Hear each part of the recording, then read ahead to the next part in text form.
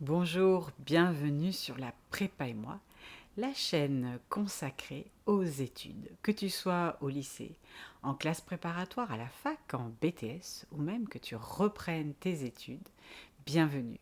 Je suis là pour t'aider à progresser, pour t'aider à rester motivé et à garder la forme. Aujourd'hui, je voudrais te parler d'un livre vraiment très intéressant qui s'intitule, voilà, La vérité sur ce qui nous motive. C'est un livre vraiment fondamental qui a été écrit par Daniel Pink. Qu'est-ce qu'il nous explique? Aujourd'hui, je vais faire une vidéo un petit peu plus longue pour te présenter cet ouvrage. Tout d'abord, bien qu'il y ait une carotte sur la couverture, la première grande découverte de cet ouvrage, et en même temps je pense que tout enseignant en a une connaissance intuitive, c'est que il y a deux grands types de motivation. La motivation qu'on appelle intrinsèque, celle qui vient vraiment de nous-mêmes, de notre cœur, et la motivation extrinsèque. Qu'est-ce que c'est que la motivation extrinsèque? C'est celle qui vient de l'extérieur, c'est-à-dire vouloir obtenir des bonnes notes, vouloir faire plaisir à ses parents, à son prof, ou même des récompenses comme avoir des sous quand on a un bon bulletin, etc. Or, qu'est-ce que nous apprend Daniel Pink? C'est que finalement, avoir une motivation uniquement extrinsèque s'avère relativement nocif et en tout cas ne permet pas d'atteindre un travail optimal. Or, malheureusement, de très nombreux élèves, de très nombreux jeunes n'ont qu'une motivation extrinsèque.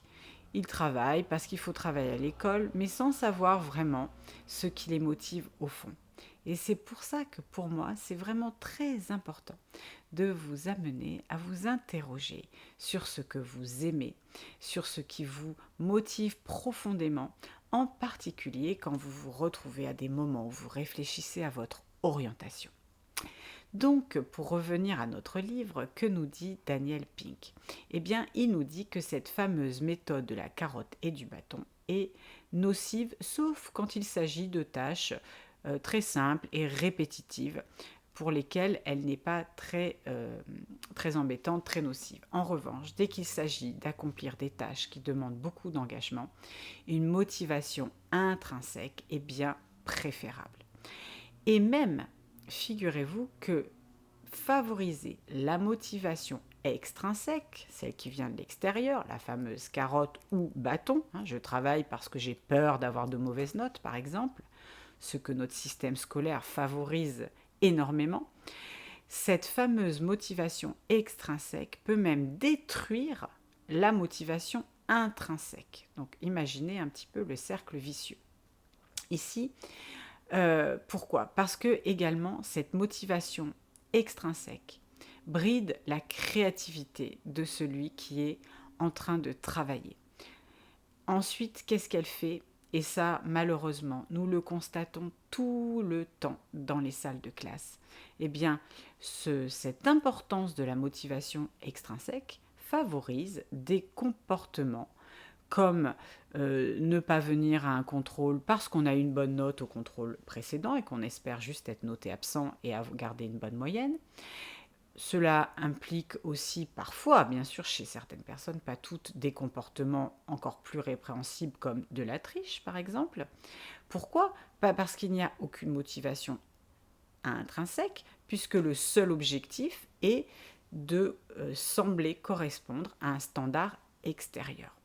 Cela implique également l'attitude de simplification et aussi, et ce qui est très mauvais et que l'on voit malheureusement, et que moi-même, bien sûr, en tant qu'étudiante, il y a plusieurs années maintenant, j'ai pratiqué, comme tout un chacun, cette fameuse tendance à réviser pour le contrôle, à travailler pour le contrôle et avoir tout oublié le lendemain. Très utile, n'est-ce pas? Donc vous voyez que cette fameuse technique de la carotte et du bâton est extrêmement mauvaise.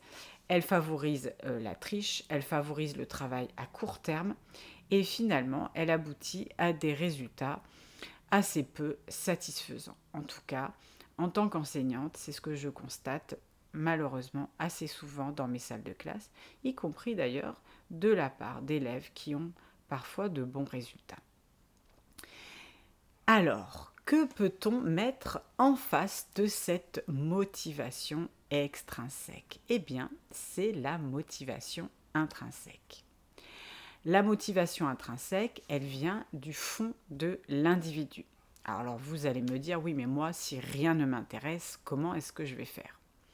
Eh bien, je vais vous donner 3 mots-clés pour essayer de développer cette motivation intrinsèque. Et en tout cas, dès maintenant, je vous invite à réfléchir, non pas forcément en termes de matière scolaire, mais en termes d'activité, de pôle, de domaine, réfléchir à ce qui vous intéresse, à ce qui vous passionne.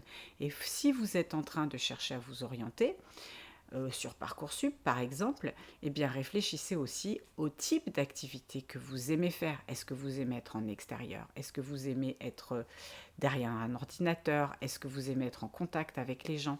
Tout cela, c'est des questions beaucoup plus importantes à mes yeux que de se demander si on est bon en maths ou en physique, surtout si on ne fonctionne que à la carotte et au bâton, ou si on ne fonctionne que pour faire plaisir à un tel ou un tel, et qu'en réalité, on n'aime pas particulièrement ça. Donc prenez des moments d'introspection pour réfléchir à ce qui vous motive vraiment. Alors, cette fameuse motivation intrinsèque crée ce fameux mot qu'on entend beaucoup et qu'on voit sur les réseaux sociaux qui s'appelle le flow. Qu'est-ce que c'est que le flow? Eh bien, c'est la sensation d'être créatif, la sensation d'être dans un bon rythme, dans un flow de pensée, dans un flow de travail continu qui nous présente un challenge, un défi à notre mesure. Qu'est-ce que ça veut dire? Un défi qui ne soit ni trop facile, on va s'ennuyer, ni trop difficile, on va baisser les bras devant l'obstacle.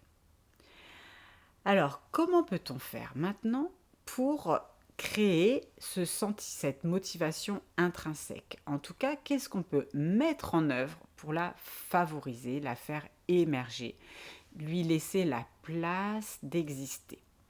Eh bien, c'est tout d'abord favoriser l'autonomie.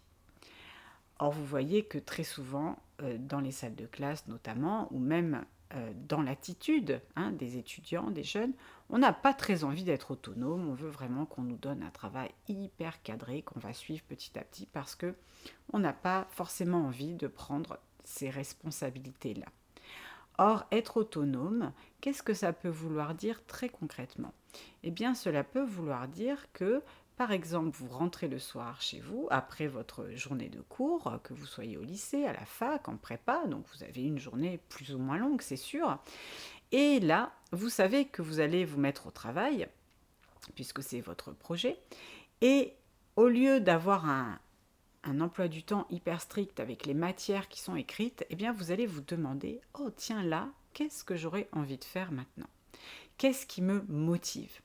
Vous allez examiner aussi quel est votre état de fatigue pour voir qu'est-ce qui va correspondre le mieux à votre état. Qu'est-ce que vous pouvez accomplir comme type de tâche? Vous voyez que ça, c'est vraiment mettre en œuvre la notion d'autonomie. Au moins, choisir ce que l'on fait, à quel moment on le fait. Ensuite, deuxième chose qui va créer le flow, c'est le sentiment de la maîtrise. Alors là, on arrive à quelque chose qui est un petit peu complexe. Pourquoi? Parce que la maîtrise, c'est le désir d'être meilleur, le désir de progresser. Mais aussi, c'est nécessairement un temps long. C'est-à-dire que pour entrer dans le sentiment de la maîtrise, il faut avoir beaucoup pratiqué. Il faut s'être beaucoup exercé. Et donc, cela signifie aussi qu'à un moment donné, eh bien, il faut accepter une part de difficulté, une part de souffrance face à la tâche. Et oui, on n'a pas forcément envie d'entendre ça. Mais pour accéder au flow, eh bien, il faut d'abord avoir beaucoup pratiqué. Et donc, d'une certaine façon, avoir un peu, beaucoup, passionnément souffert. Pensez ici aux sportifs, pensez ici aux artistes. C'est exactement la même chose. Or, le sentiment de maîtrise est hyper important parce que il va donner un sens. Or, l'être humain a besoin, pour s'engager dans une tâche avec cœur, avec courage, avec persévérance, l'être humain a besoin de sens. Donc si vous, dans vos études, vous souhaitez retrouver un élan, une motivation, si vous souhaitez retrouver cette niaque, eh bien, réfléchissez à cette motivation intrinsèque. Qu'est-ce qui vous fait plaisir? Qu'est-ce qui vous fait oublier le temps quand vous vous y attelez? Et enfin, troisième élément très important, c'est la finalité. Et vous voyez qu'on rejoint la notion de maîtrise. Pourquoi? Qu'est-ce que c'est que la finalité?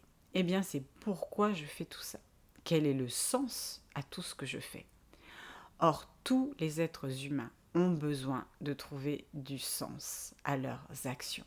C'est ce qui nous motive, c'est ce qui nous fait persévérer. Si une action paraît dénuée de sens, on n'a tout simplement pas envie de s'y atteler. Donc, vous voyez que cette fameuse motivation intrinsèque qui amène à l'état de flow est extrêmement bénéfique parce qu'elle va favoriser des éléments absolument fondamentaux pour tout être humain, à savoir favoriser l'autonomie, favoriser la curiosité, favoriser le désir d'être meilleur, ce qui n'est pas du tout la même chose que le désir d'être meilleur que les autres, vraiment le désir d'être meilleur pour soi, de se voir progresser. Et un conseil que je donne très souvent à mes étudiants, c'est regarder d'où vous venez, admirer les progrès que vous avez faits. Voyez, ça c'est un élément qui est vraiment source de motivation intrinsèque. Voilà pour ce résumé très rapide, bien sûr, de ce livre assez dense, assez fourni, qui est La vérité sur ce qui nous motive de Daniel Pink. Si vous n'avez pas le temps de le lire, eh bien vous en avez les meilleurs passages. Je vous dis à très bientôt sur La Prépa et moi. Travaillez bien et portez-vous bien.